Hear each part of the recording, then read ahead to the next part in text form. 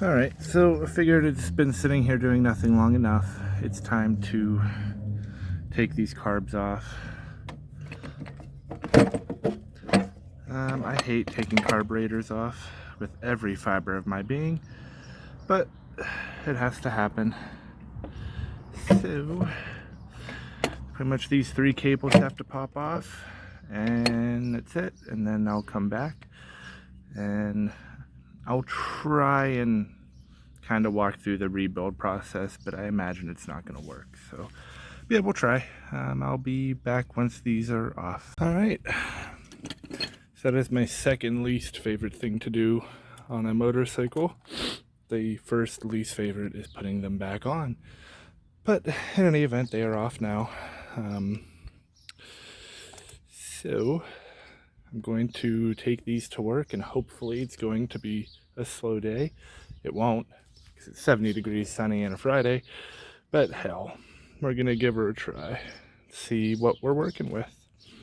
Okay, bye. So there hath been an update. I, unless things changed, already know what's going to happen when I do this, but it should start now. Ooh, hold on.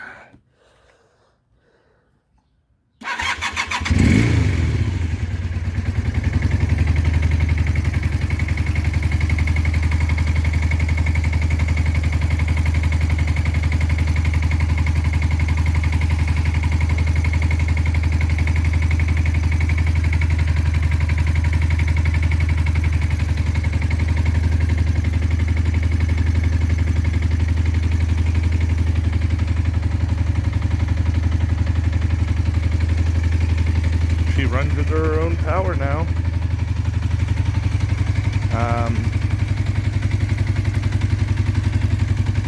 For some reason, the right side carb isn't doing as much as the left side, so I still have to figure that out.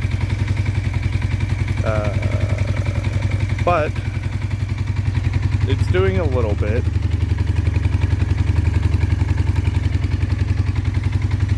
So now it needs an oil change really bad too. This oil may not be 40 years old that I'm currently running the bike with. This is probably not good. I'm actually gonna, I think, run to the store and grab an oil change for it real quick.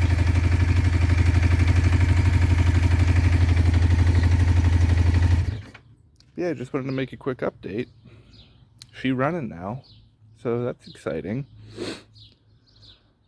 Once I guess get everything kind of buttoned up, I can